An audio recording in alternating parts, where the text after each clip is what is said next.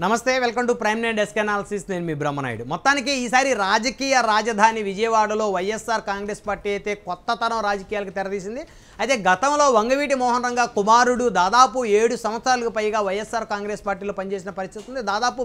2014 ఎన్నికల్లో ఆయన విజయవాడ తూర్పు నుంచి వైసీపీ అభ్యర్థిగా పోటీ చేసి ఇవ్వడం చెందారు 2019 ఎన్నికల్లో వైఎస్ జగన్మోహన్ రెడ్డి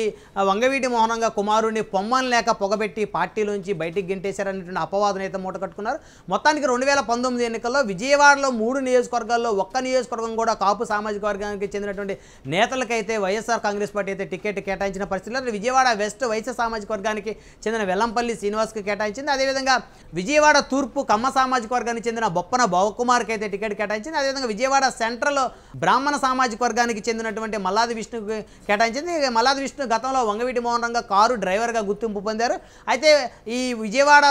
3 నియోజకవర్గాల్లో కూడా కాపులకి టికెట్లు ఇవ్వలేదనేటువంటి ఒక అసంతృప్తి అయితే కాపు సామాజిక వర్గం నేతలకైతే వైఎస్ఆర్ కాంగ్రెస్ పార్టీ మీద ఉన్నటువంటి మాట వాస్తవం అయితే వైఎస్ఆర్ కాంగ్రెస్ పార్టీ ఈసారి ఎన్నికల్లో ఖచ్చితంగా గెలవాలి అంటే ఖచ్చితంగా కాపులకి ప్రాధాన్యత ఇవ్వాలనే అంశంతో విజయవాడ సెంట్రల్ నియోజకవర్గం నుంచి కాపు సామాజిక వర్గానికి చెందినటువంటి నేతలను బరిలోకి దింపే ఆలోచనలు అయితే వైఎస్ఆర్ కాంగ్రెస్ పార్టీ అధిష్టానం ప్రయత్నం చేస్తుంది ఇప్పటికే విజయవాడ సెంట్రల్లో నుంచి ప్రాతినిధ్యం వహిస్తున్నటువంటి గతంలో విజయవాడ శాసనసభ్యులో పనిచేసిన వంగవీటి మోహన్ రంగా గారి కారు డ్రైవర్ ఎవరైతే ఉన్నారో మల్లాది విష్ణు ప్రస్తుతం ఎమ్మెల్యేగా ఉన్నారు మల్లాది విష్ణు ప్రజల దగ్గర నుంచి చీత్కారాలు ఎదుర్కొన్నటువంటి పరిస్థితి ఉంది ప్రజా వ్యతిరేకతని మూటకట్టుకున్న పరిస్థితి ఉంది మల్లాది విష్ణు గతంలో అనేకమైనటువంటి ఆరోపణలు ఎదుర్కొన్నారు ఆయన కల్తీ మద్యాన్ని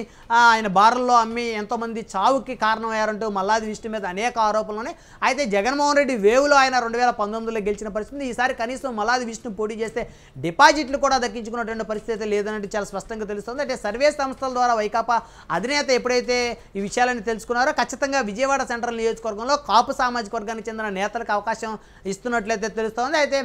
గతంలోనే కాపు సామాజిక వర్గానికి చెందినటువంటి తోట శ్రీనివాస్ ఇక్కడ నుంచి ఎమ్మెల్యే టికెట్ అయితే ఆశించారు దాదాపు 30 సంవత్సరాల పైగా విజయవాడలో తనదైనటువంటి ముద్ర వేసుకున్నటువంటి తోట శ్రీనివాస్ విజయవాడలో అనేక మంది రాజకీయ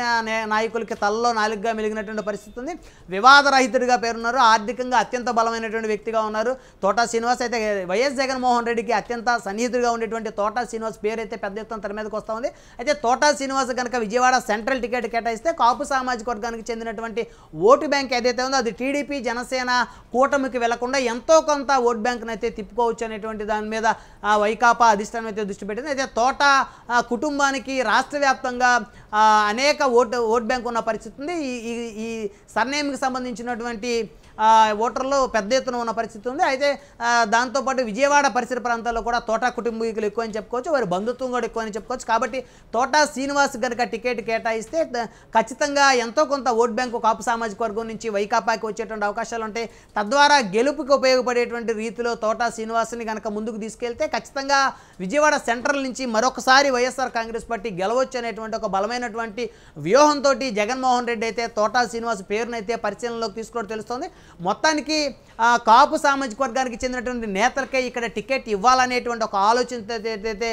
జగన్మోహన్ రెడ్డి అయితే పావులు కదుపునట్టు తెలుస్తుంది మొత్తానికి ఏ మేరకు తోట శ్రీనివాస్కి ఇక్కడ టికెట్ కేటాయిస్తారా లేదా అనేటువంటిది అయితే ఖచ్చితంగా కొన్ని రోజులు వేచి చూడాల్సినటువంటి పరిస్థితి ఉంది